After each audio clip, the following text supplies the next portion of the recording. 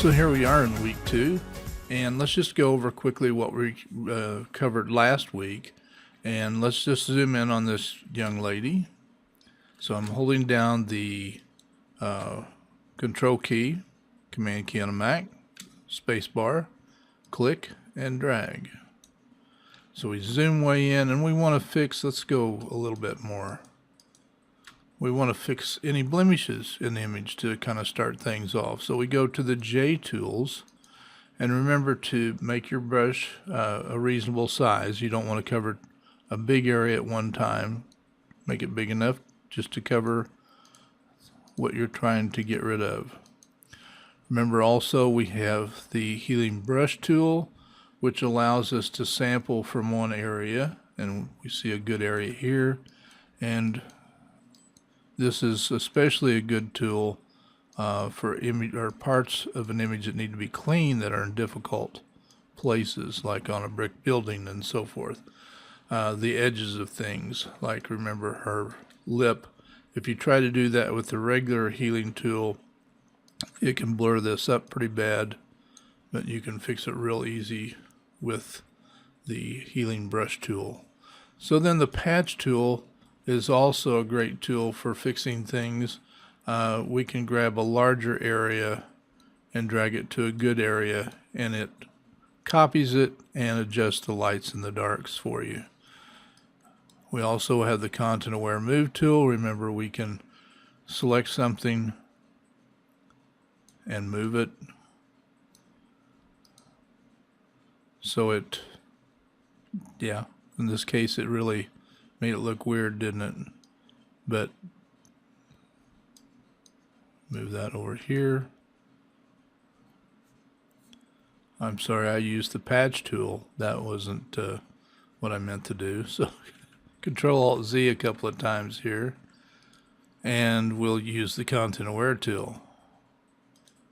It's the content aware move, so we make the selection and we can move it somewhere. Double click and it moves whatever the object is that we select. And then, as I explained, also in here we have the red eye. It's very easy to use. If you click it on, you can make a selection like this. Just click and drag around an area and it will clean up any red eye that's in there. You also see you have a darken amount and a pixel size or pupil size. So all good tools. We don't need it here. You see it sharpened it just a little bit, but we don't need that in this particular case, right? So then we brought up this image. It's up at Xenia, this whole house is, and we're going to crop and straighten. So I can click on this straighten icon right here and click somewhere in the image like the foundation, and it'll straighten it up. You double click it and it will finish the transformation. Control minus to get back. So you see it's lined up. I'm going to undo that, Control Alt Z, and we can run it anywhere. We can click and drag along the side of the building. Sorry about that, I didn't hit the straighten. So it didn't work so very good there, did it? Let's try it over here instead.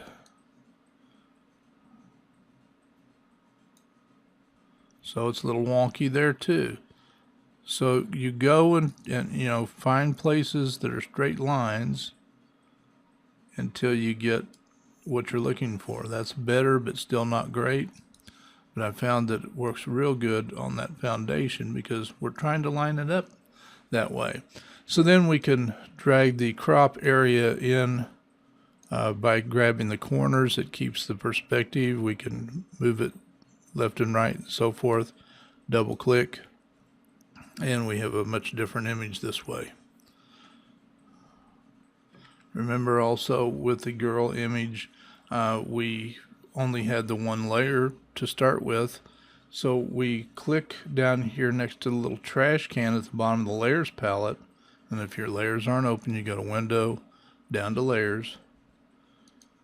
You click that little window and you get a new layer. And remember, we can paint on this layer. Let me make my brush bigger. and we can just paint with whatever color, and we're not damaging the image. If we paint right on top of the image, we can't undo this. We can't erase this and get back to where we were. Because if we erase everything, right? But if it's on this layer here, instead, we can turn it off, or we can erase it, turn on the erase tool and erase it, and not harm the girl inside the image at all. All right. We can also make another layer, go down the same place, choose a different color. We can click on the color picker, get any color we want to. Let's get something like this, and we can paint in here as well with the paintbrush instead of the erase tool. And again, this layer is over the top of this layer, so this is your top layer. It's just like stacking pancakes. Whatever's on top is the most visible.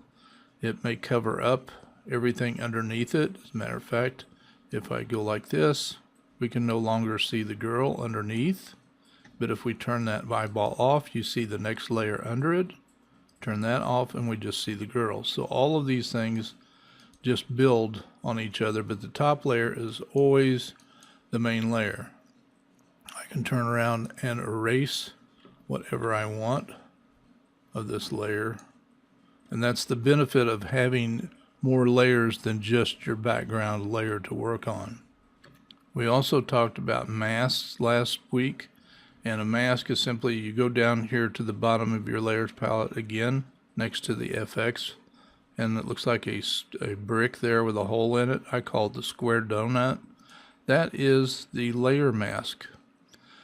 The benefit of a layer mask is it lets us control whatever is on this layer. Whatever's in white lets it show. Whatever gets painted on this layer in black hides. So right now, if I paint with black on top of this layer, it's going to hide what's underneath. So I'm leaving this much down here at the bottom. Notice over here on the layer mask, it's in black. So it's hiding that stuff that I painted up here, right? So if I change that back to white over here, and I'm using the letter X to toggle back and forth, I bring the stuff back again, because it's not erased, it's just hidden if it's, in black. So again, black hides, white reveals. So that's the beauty of layer masking. Remember also last week we talked about content aware fill. So if we want to get rid of something in an image, we can fill it with its surroundings. So let's just take this surfer, for example. If I click on any selection tool and grab just the surfer, like so, and go to Edit, Fill, Content Aware. It's got other things there, but choose Content Aware, click OK, and he's replaced by his surroundings. It's the beauty of Content Aware Fill. We also talked about what if we want to move this person. So I make the same selection, or close to it, and we go back to the J's again. I can go and use the Content Aware Move tool and click in there and move him wherever I want him to be. Double click. Now you notice we have a little halo going on around there. We can just create places like this and go back to the J's and say, let's do a patch. So we can kind of smooth those things out. Replace them with good stuff. Let's go down here until we make it the way that we want it to look. So there, he's moved over, And the main reason we wanted to move that, remember we placed somebody else in that particular spot. We talked about making a selection around Christy, and we can put her on the surfer page. And the easiest way to do that is click over here on the quick selection tool, tell it to select subject.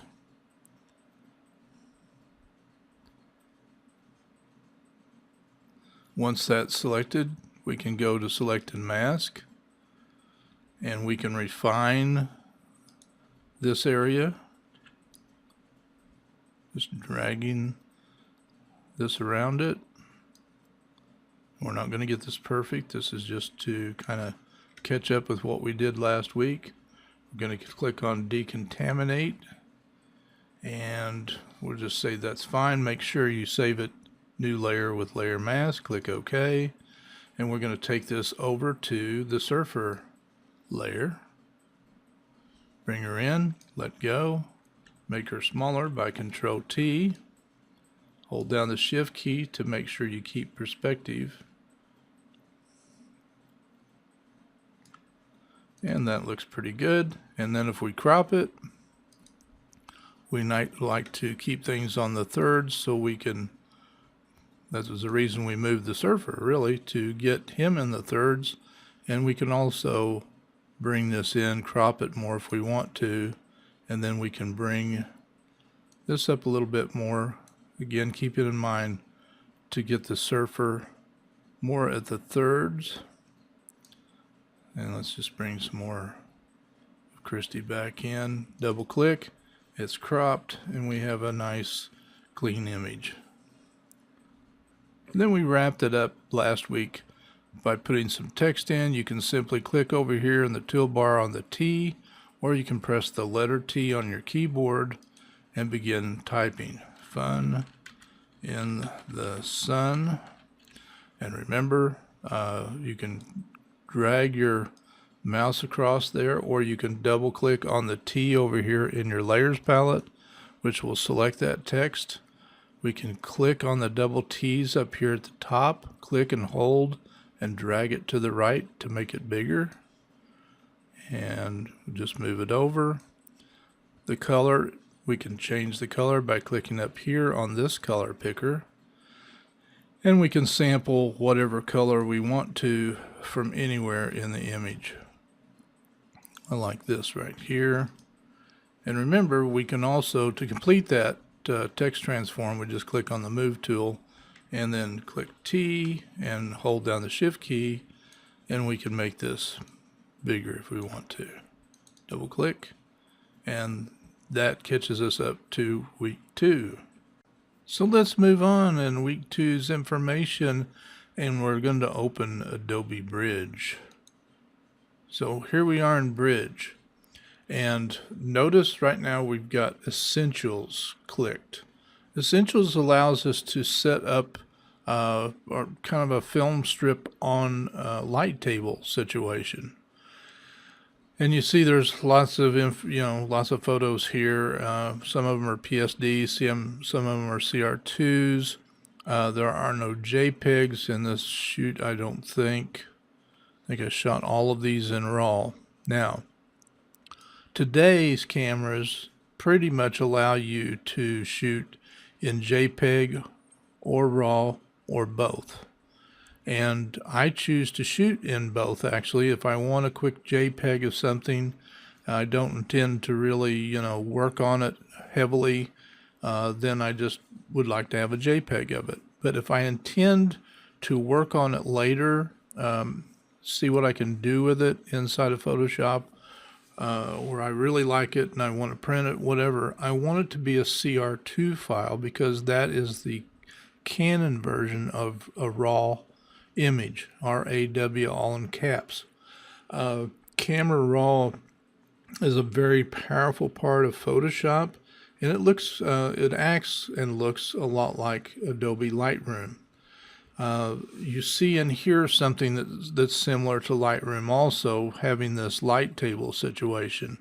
For instance, if I go in here, let me just scroll down here, get some to some, okay, well, let's look at this. Let's just go to this general store image. Now I can drag this over to see more and more of this store, or I can also shrink the negatives, so to speak. These aren't negatives, obviously, but are images. Here's the enlarge and reduce. So you can have as many in there as you want to squeeze in. Over here in the image, notice it turned into a plus sign. Let me move that to a dark area, and you see that's a plus sign. If you click this, it brings up a loop, just like you'd use on a light table back in the negative days. And you can drag it around and really look at things magnified. So if we go over here to this sign on the wall, you can see all the detail in this sign. Ethyl gasoline. I mean, how could you have read that without this loop? Because it's right in this area right here. So if you click it, nice. You can click anywhere on here to look at individual pieces. We couldn't have looked at that otherwise. So just the loop thing here is just worth its weight in gold if you want to search out details in your images. Also think in terms of looking for things that you might want to get rid of in an image. If you don't see them here, but you're going to print this as a 16 by 20 or a 20 by whatever, then you want to use that loop to look for any things that need to be gotten rid of inside of Photoshop. Now you notice some of these are in black and white. That's not done inside of Bridge. It was done in Photoshop and brought back in here. That's why you see it's a PSD file. But anything that's CR2 came right out of the camera as a raw file. Again, we can click on there and look at the details of this, make sure everything's good and sharp, what all might be there. Just really, really handy thing to have that loop over there. Now, the searching abilities of this thing is unreal as well. But first, let me go down here to the bottom. I'm going to go in between here so I can click and drag that up because I want you to see all this information. This is the metadata that was stored along with the image. So it tells you in here what your settings were. You can see the f-stop was 11, 160 or 160th of a second on ISO 200. It also tells you the dates, the file size. Come down here, it tells you what lens was used. I mean, the camera that was used and the camera's serial number. So your camera is recording all of this stuff, and often people never know that this information is available. But once you bring it into Bridge, you can see all the things about it. Not only that, but you can add information in here if you want to. Now that's beside the fact that if you click on one of these, you can also, let me make this bigger. You can also click on the image and you see right here, this one has been adjusted in Camera Raw. That's what this little thing here means on some of these images. Others don't have that, but if you can also turn those things off. One of the big things I like about the Bridge software is that I can go somewhere, find an image that I like, and if I want to save it somewhere else, it's as easy as this. Let's say I want to take this image, and we'll just make it bigger again so we can see more detail. Let's just say, when I got some up here that has Amish, we're over in Amish territory. Let's see if I can find, yeah, there's the young lady bringing a sack of something, and that you can't see much about her, but again, if you click on the loop, there she is carrying who knows what. She's barefooted. You'd never be able to tell that from that shot, would you? You can see the details on the plow. Let me get the little pointer back up here. and you can see all about the plow, look the horses over and so forth. But wonderful software. And like I said, we can also, I didn't mean to do that, lost my place already. All of these have the gal walking up there.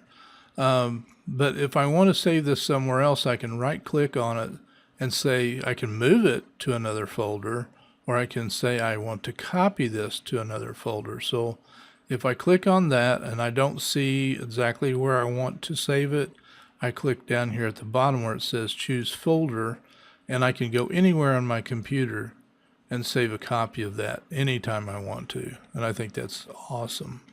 If you look over here on the left hand side, you see a filter. Again, you see information about the photograph. Raw images, there's 143 of them here. There's only one JPEG file here. Photoshop document, there's 42 of them in this folder. Keywords, no keywords, but if you want to, you can add things like that. Author name, Chris Kilman. I just put Chris in there because Chris and I were together. These aren't Chris's images. They're mine. Date created. You can see that information. So all kinds of good stuff in here. There's the bit depth of the image. Exposure time. If you, it's got everything you can possibly ask for. Click on white balance. You see as shot, it was auto white balance. And that information for the most part is all over here underneath this window as well. You can have collections. I don't have any collections set up, but you see here's where you go to start a new collection and so forth. So there's lots of ways to navigate, to find images inside of Photoshop. Here's my iDrive. So if I click it, I go back to the main drive showing all the folders in iDrive. Photography stuff is where this is located, and this is a Kilman folder. That's why it has author in there like that. So if I click here, it goes right back to all of my folders, and let's just make those, we can either stretch it out or make it more reasonable. So I've got all kinds of different folders in here. If I double click on them, I can go in and see what they are. This has nothing to do with the range, but when we were getting quite a bit of water out where I used to live, this egret decided to stop by and do a little fishing. If I want to, when I'm in Photoshop, in Adobe Bridge, I click on the drive, for example, or this PC, and I can go up here to the right and just type in Kilman. And all the instances of Kilman should come up for us. Now it says no items to display. So if you click in here on new search, this is a more exhaustive type of a search. We don't want to look in the desktop. We want to look in the iDrive. So we go and find the iDrive. And I need this PC first. And then go down to I and click OK. Now it's going to look in everything that's on the iDrive, and we want it to look in non-index files as well. And what do we want to find? Kilman is right here. So we click on Find, and you see here's an actual picture of Kilman. This one is too, and these are two file folders that have to do with Kilman. So let's just double click this one, see what images are in here. This is another trip down to the Amish country. You can see some of the kids there. This is one of my favorite photographs from down that area. Found an old abandoned shack. Just gorgeous area down through there. Some of the photographs may not make much sense to you. See, I've got a bunch of that barn. Here's the old cabin. There's Kilman taking a photograph out through there. This This is just a barge going down. We took the ferry over into Kentucky. So we can look all through there and find stuff. And if we want to open it up, all we have to do is double click on it. It'll bring it right inside of Photoshop for us. But notice it's a CR2 file. So what happened there? We've never seen this screen before.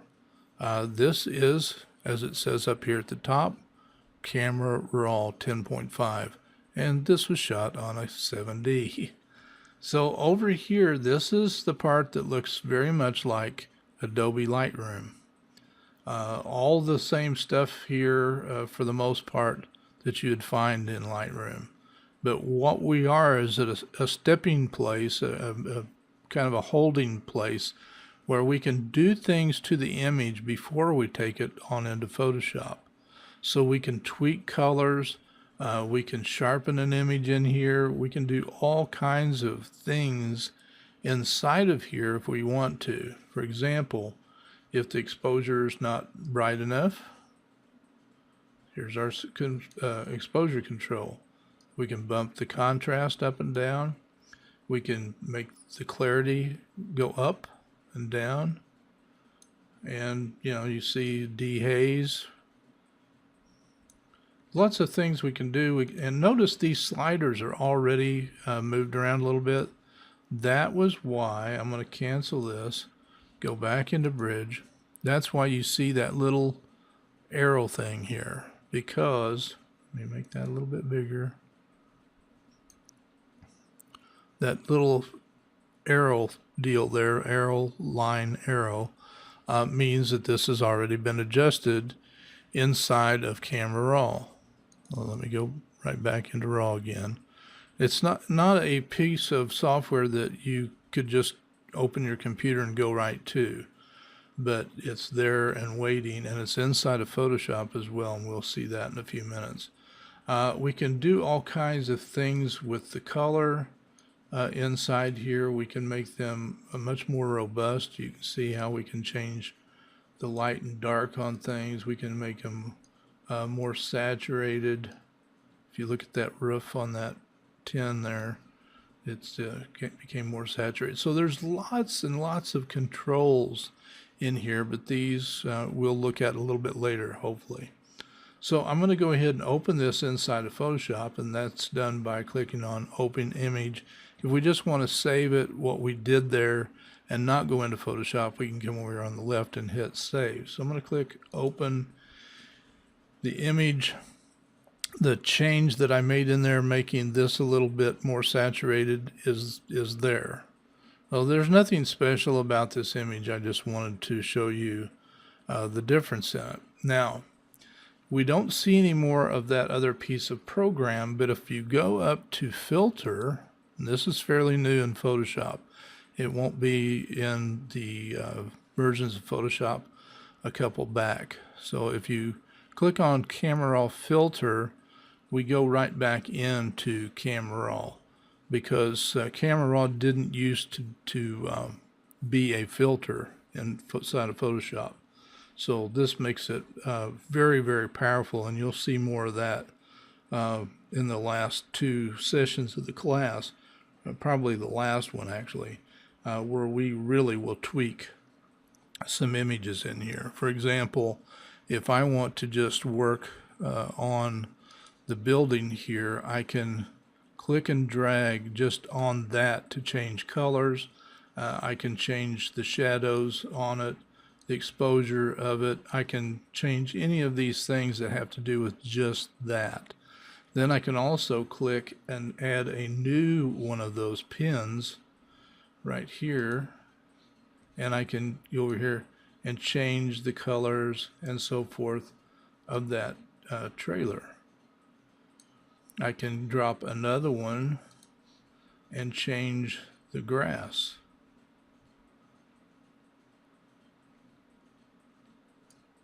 So we can, let's just change that to maybe darken it a little bit more. There we go. Take down the highlights a little bit in it. So we're just changing the grass right now. So there we've made a much deeper, almost glowing green grass. So all three of these places here, here, and here are ways to change colors, change the lighting, and so forth. But these serve very much like layers inside of Photoshop. Now if I click OK, you notice it then just changed the colors of everything in the image. So lots of powerful stuff inside of Camera Raw and also Adobe Lightroom. Like I said, the two are very similar. Also, we can go up here and click on Library. So whatever we want to look in, we can have all this the metadata we looked at a few minutes ago. We can have it over here instead.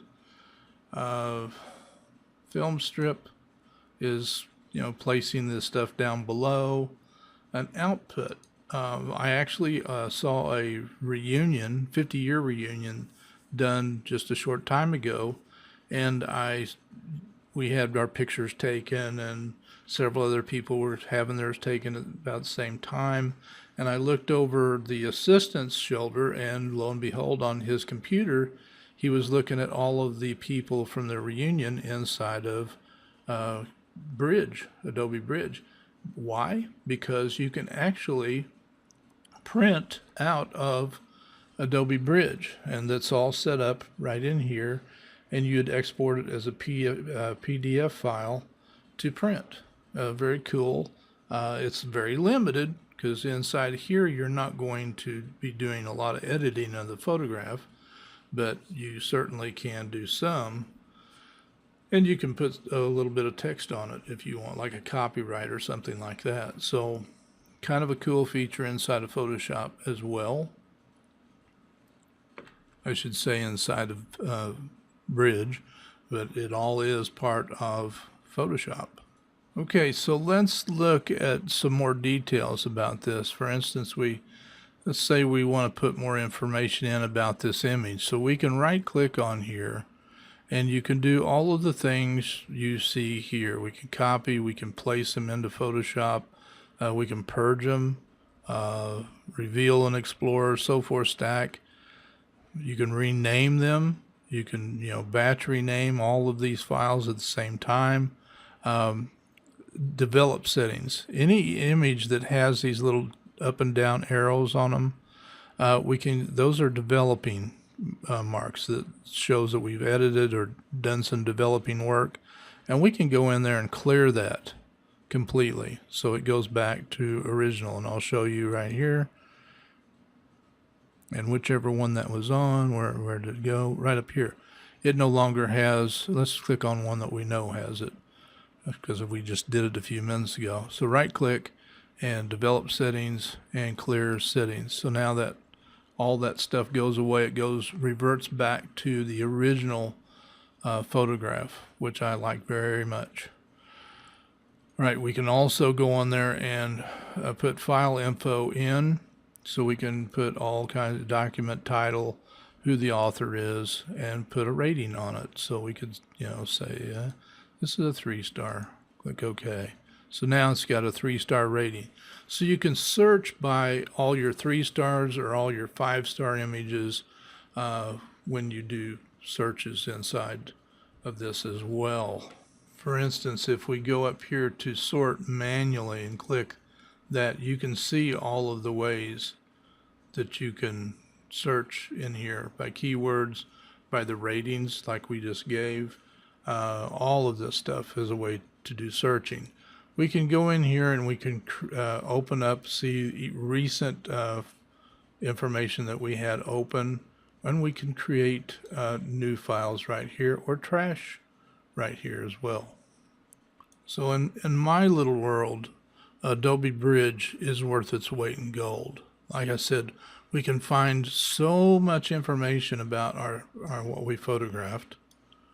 Any one of these that we photograph, and even though this window is small now, I can still use the loop. And sometimes it comes in kind of bad looking, kind of junked up, but give it a second or two to resolve, and you'll be surprised at what it will become. But I can just search. I found files that I didn't even know I had anymore because of Bridge.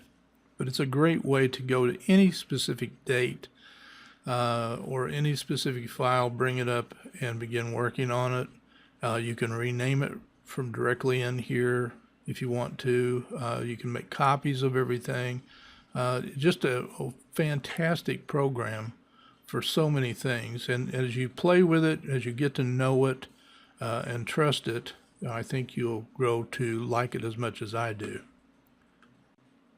So let's go back into Bridge, and I'm going to bring up this image right here. I'm going to kill any settings that are on this. So I'm going to go to Develop Settings and say to clear those.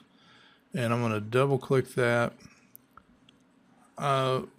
Obviously, we're taken into RAW, again, camera RAW, and it allows us to do all those things that I've already discussed. But let's say that we want to go on into Photoshop. We're not making any changes now. We'll come back here as we need to. So I'm just going to say open the image, and it opens it up then in Photoshop. So obviously we need to straighten the image out. As far as imperfections, you can go through and enlarge things. And while we're at it, let me show you how I would set up the magnifying tool. Over here on the left should be your magnifying glass or your zoom tool. The letter Z will bring it up. You can go up here to where it says Scrubby Zoom and check that. And what that allows you to do is drag, and it will zoom in wherever you put the magnifying glass. What I like to do is leave that off. And then what I do instead is hold down my Control key, my Shift key, or Command Shift, click a rectangle of the area that I want to zoom in on, and let go. So if we wanted to zoom in on this window, Control, Spacebar, there we go. Again, if you like this the best, Control 0, and want to do it, just click and drag right on that window. If you want to go over here to the doors, now you might have to move the space bar or hold the space bar down to move a little bit. But again, you can just drag, click and drag, dragging that mouse in and out. I probably made you sick by now of doing that. Control 0. Let's straighten this thing out. So we turn on the crop tool, and we can turn on, instead of delete crop pixels, we can turn on content aware. And what that means is if I drag this in and rotate it, notice we have now inside this area blanks. So over here is good, but over here we're going to have blank sky and blank grass area. So with content aware checked, and we double click that, it's going to try its best to fill that for you, just like the regular content aware does. And look what a great job it did. It filled in the corner and the top, top and bottom corners just fine. So I'm going to undo that, Control Alt Z, as we don't need to create even more wonky image there. So I'm going to click on straighten, and let's just take this and drag straight down one of those vertical lines. And I don't know if that's enough or not. Let me just turn it. If you move your mouse outside the bounding box, which is everything inside this box, and it turns into double arrows, and then you've got the grid running through there that allows you to kind of line that up. And I think that looks, you don't want to lean the tree way over either, so kind of keep that in mind. Let's try this. Thing is, and now it's going to fill in over, well, every corner now. And it did a fantastic job at it. Now, if you don't want to do that, it will just simply crop that stuff off. But it did a pretty remarkable job filling it in and straightening the image up as well.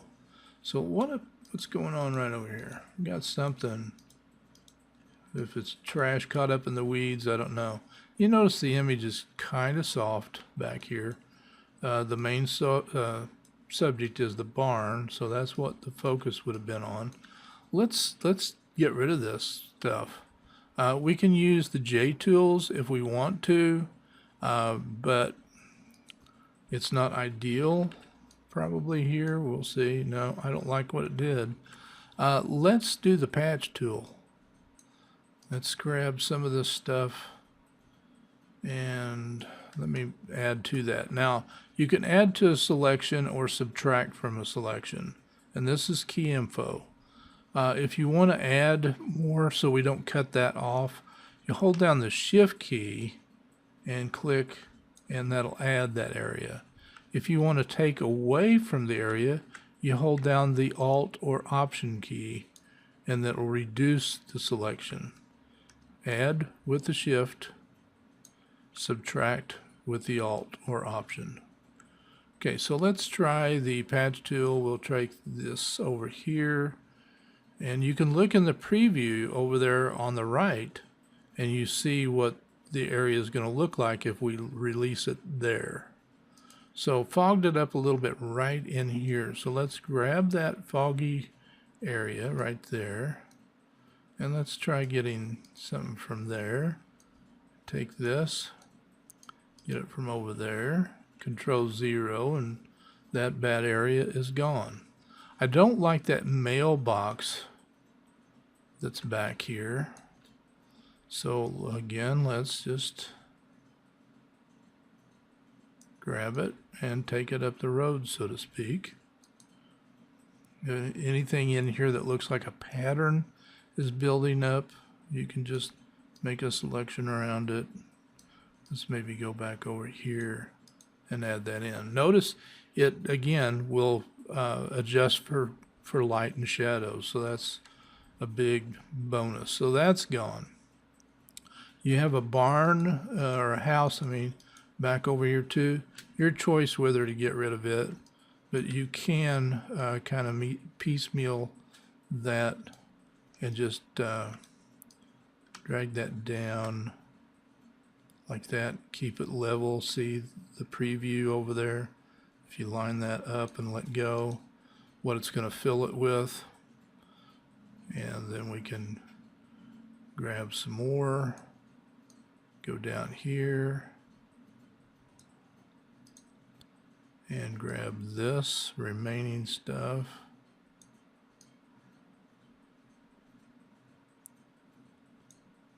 There you go. No barn or house or anything over there now. So Control 0, that looks totally better, I think. Again, your choice whether you get rid of that stuff or not. And it also could be cropped off so you don't have to do that as well.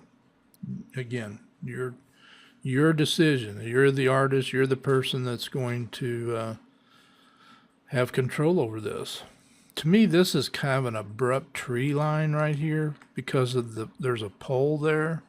So you can just make another little patch dealy there and bring it over here.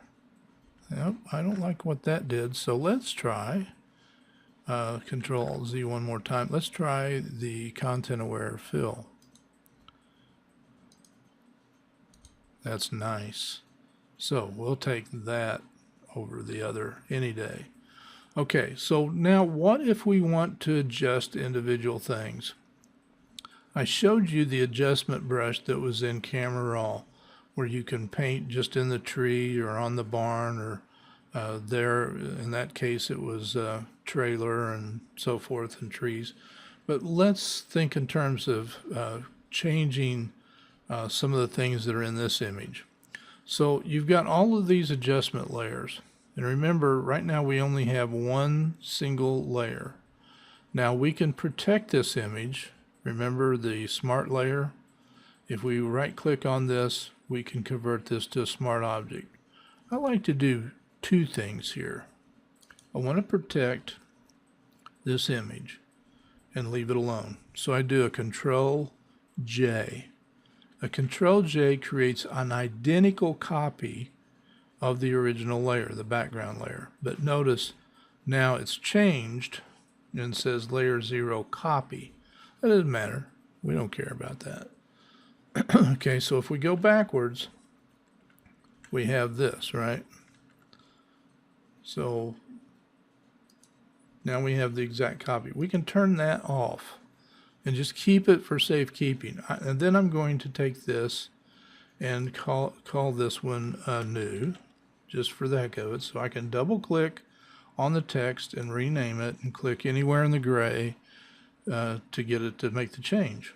So now I'm going to make this a smart layer. So if I go to convert to smart object, now it's got that little icon there, and I now cannot damage this. Now remember, we can't paint right on top of this or any of those things, but that's okay. We're going to make adjustments. So I want to color this barn a little differently, let's say. Right here is the color adjustment icon, and when you hover your your cursor, your mouse over something, the little thing will drop in and tell you what that actually is. And this is the color, and we can use saturation here and color. Yeah, I'm sorry, U is color. Saturation is the intensity of the color, and then the lightness. So we can just drag this however we want to, and you can see the very bizarre color combinations that you can get, and they're made a little bit more extreme or less extreme with saturation. Light and dark pretty much speaks for itself. So if I want to actually just sample, and if I want to reset that, I can click right here on this and bring that back to norm. So this is the reset. Now this box right here means if I click that, it only affects the layer directly below. So this only affects this layer. It won't affect this layer. That doesn't make any difference what's on this layer or the 10 more that might be under this as well. It only will affect this layer if this is checked. So right now this has got a nice little features. There's a little hand with a finger pointing here, and I click that and I can go down here and sample that color.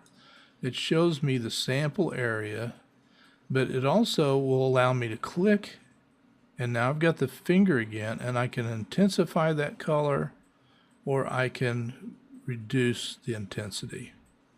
Okay, so that makes my barn a lot redder, and I like that. You don't want to go too red, but I like that. What about this tree? I can go over here to the tree, and it sees the green area over here, right?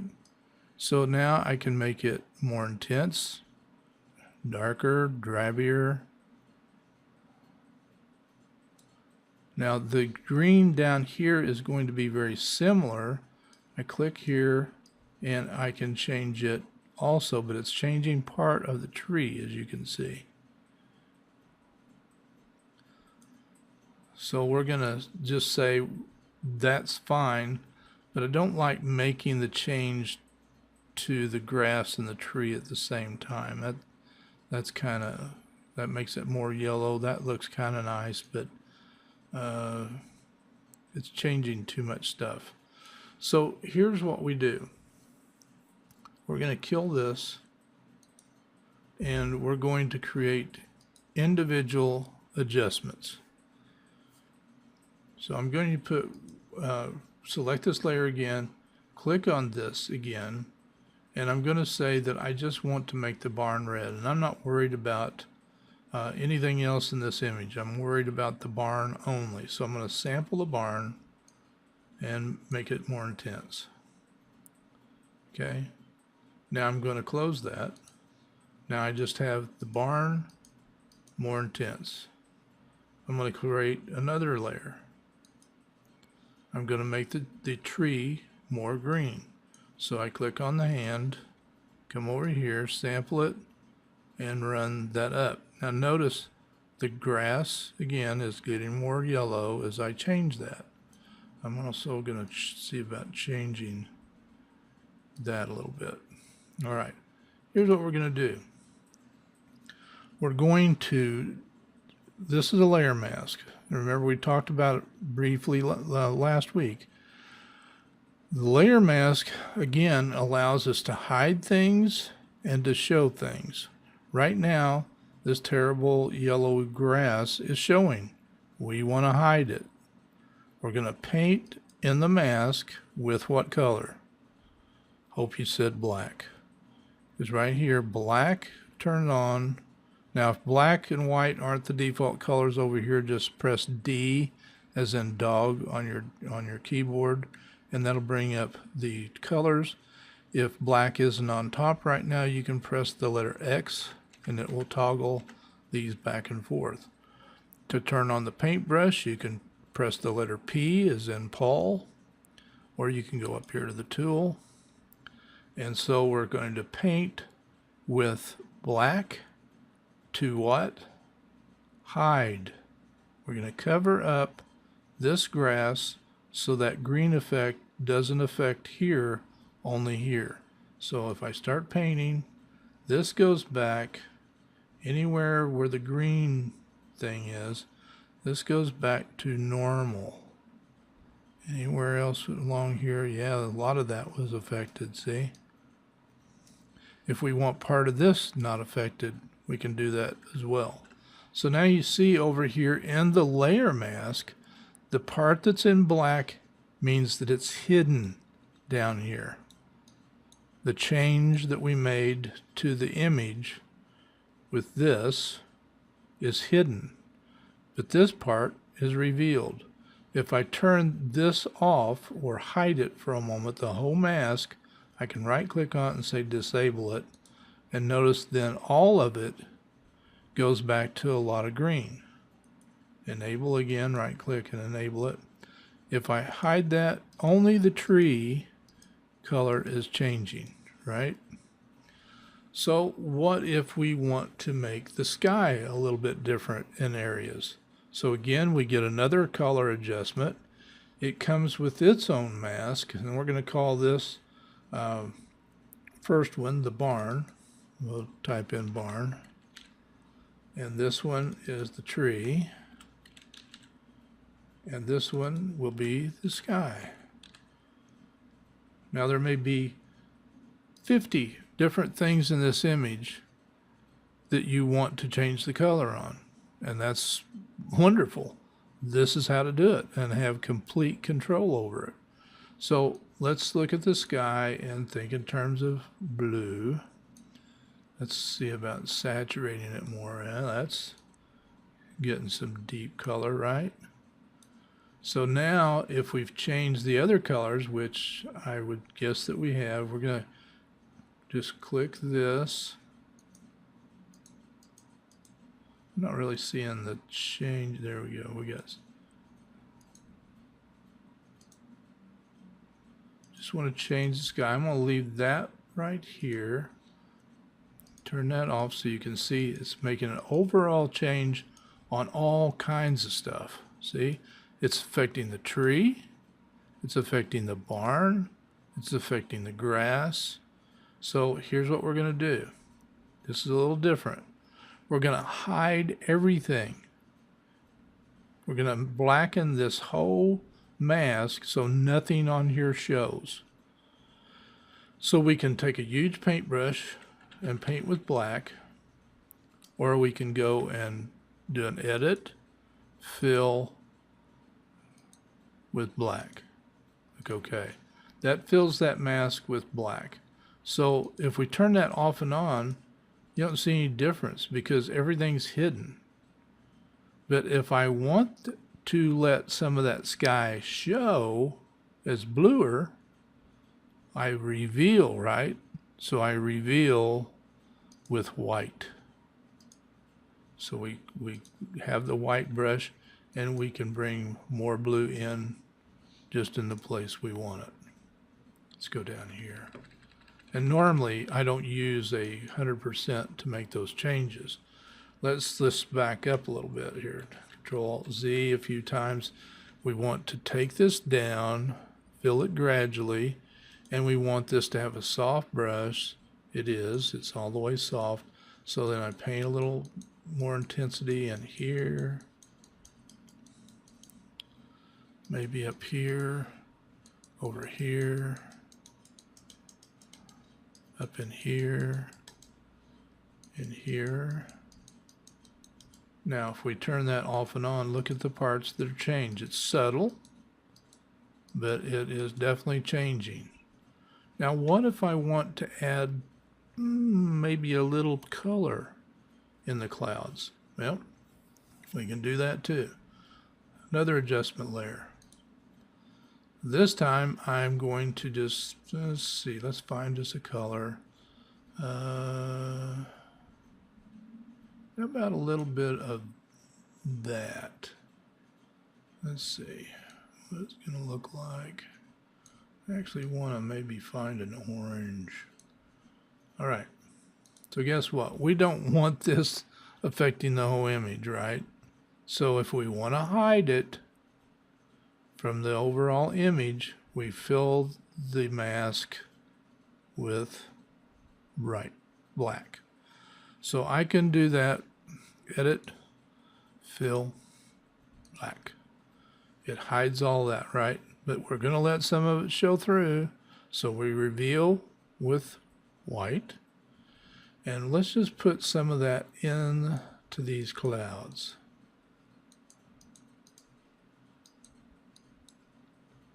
Now this is kind of subtle, right? Not seeing very much of it. Maybe add a little more around here. So now if I toggle that eyeball off, if you look at the clouds where I added it, especially down here, you'll see the little reddishness in there. And we can add it wherever we want. All right, so maybe it's a little heavy.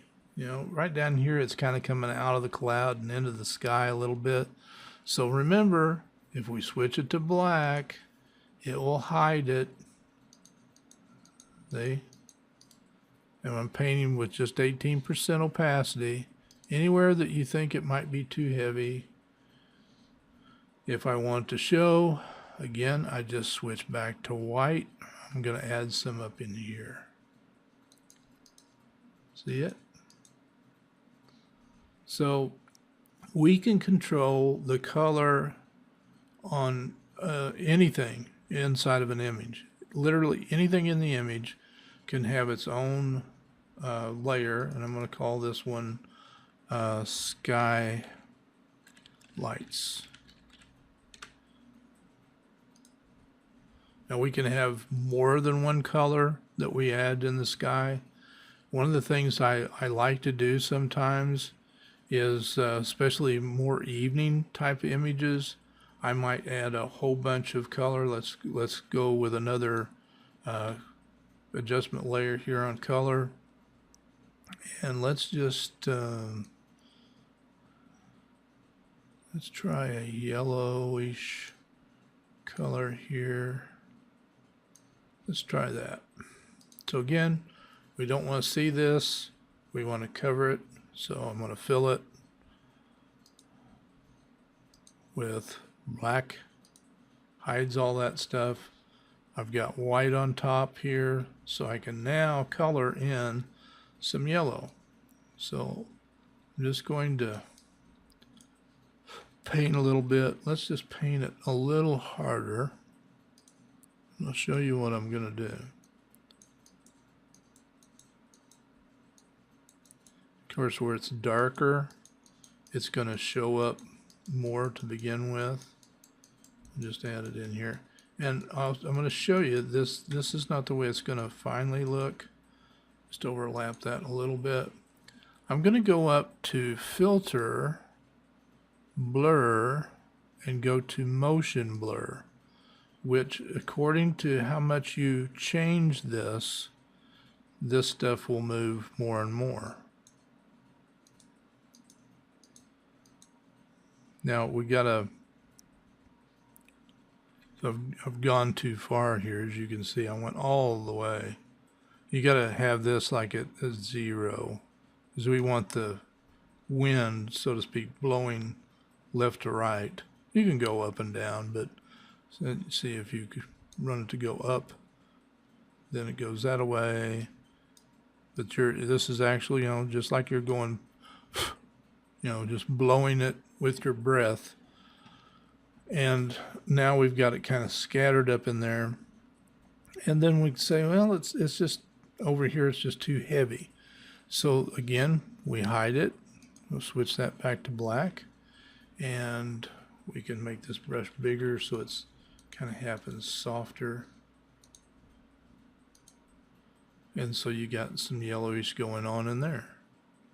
All right, so it blurred all of the color that I had on this layer, which was just the yellow. So if I print now or paint now to let more show through, it's not going to blur because we ran the blur after the fact, so to speak. So again, all these adjustment layers, you can just make all kinds of color changes, and all of these different things that are in here, it works the same. If I want to change the darkness of the image, if I want to make it lighter and change the midtones, we can.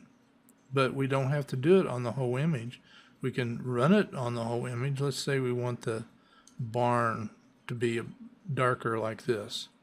Well, this will do it. Now the effect is on the whole image, right? So again, we fill this with what? Yep, black. So that time I did the keyboard shortcut to fill that with black. And if black is in the background over here, which it is, and white's the foreground, if you want to fill something with the black, you hold down Control or Command and hit backspace. If you want to fill it with white, you hold down the Alt or Option key and hit backspace. So there's filling with white, and Alt or Control backspace fills it with black. And now that it's filled with black, we can paint with white. And let's just go to the barn, and we will make the brush smaller, and we just making it darker. I'm trying to avoid those leaves on the tree because we don't want to make them darker. Obviously, if we make the brush smaller, we can control the area much better. If we need to get in there closer, I'm doing the Control or Command on a Mac, spacebar, click to zoom in. So now we can go in there and make that area a little darker, make it smaller, left bracket key, make these areas here a little darker, left bracket key again, get in here a little bit, over here a little closer. But again, I can make that darker because it's in the shadows anyway. Come up in here. So there we go. And let's do a Control-0, and we turn that off and on. Now, maybe we don't want to get the whole barn like this. I kind of like this area over here. So let's go back, change that to black again, and let's turn this brush up bigger and start, maybe take that down a little bit so it doesn't go back out so quickly. Just take some of that back out in there and over here, and just leave it right, where we like it. So let's get rid of some of that over here.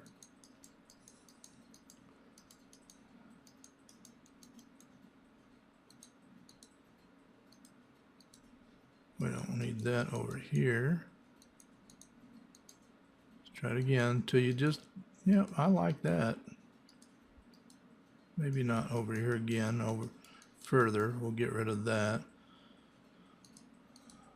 So let's just see now what we've got here. Let's do a Control-0. Make sure we've got the whole thing in here. Let's go down here and turn.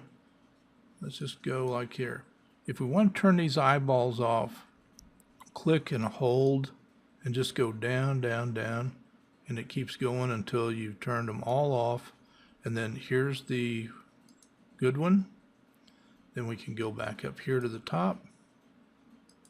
And there's all the changes. Oops, sorry, that wasn't right. Got to turn the eyeballs back on again. Now another way to do this, and a way I work on stuff a lot, we can combine all of this stuff that we just did, and let's change that to darken barn, and you can hit enter to do that. We can combine all of this stuff and put it in its own group, and we can put it in a folder. And I love folders. They're called groups. So to select it all, you click one, you go all the way down here and shift click, and now they're all selected. And you click on this group icon, and voila, they're now all inside of here. So if I turn this eyeball off, we get to see all the changes at one time that we've made. But we can still go inside, hit that little down arrow, and make all those individual changes. Now, I'm starting not to like this yellow up here so much, so we need to find where that yellow is. And that, I think that was right here, yeah, where the blur is. And we could have changed that text over to yellow, and normally there's more room to see inside this. You can drag it out, and we can say let's go back over here where the yellow is. Let's move this around. Okay, it's right here because this is where we blew in on the color, remember, and just made it go out. So let's double click. Well, let's just click on here, and we'll paint with black to make some of this go away. So let's make the brush bigger, and there we go. I like that a lot better. So now let's see. Yeah, we still have some yellow there, but it's not real prominent. I like that. So we can go back up, and we can turn that group on to hide them, and bring it over here and turn that eyeball off and see it right back where we were. So hopefully this gives you some ideas of things you can do in your image without messing with everything that's there, because all of this stuff is very temporary. If we want to, we can turn it all off, or we can still go in here and adjust each one of these masks with white and black by varying the opacity of how we paint it, the brush size, and all that. And we can control all of these things. Now, it's not just, let me try to slip this back in here. Move it back over here where I like it. It's not just color that we can adjust. We just showed you we made the barn darker right there, and we made it redder earlier, and it's all controllable inside that group. But we can also add even another group and make other adjustments. For instance, if we wanted to, we could go up here and click on black and white, for example. Let's just make a black and white click here, and you can change the contrast on the different colors that are in the image, and I love that. Let's just say this is a good black and white, but for special effects reason, we're just going to have the barn maybe in black and white and all the other color come back. Well, if we want to hide the effect we just created, we fill this with black.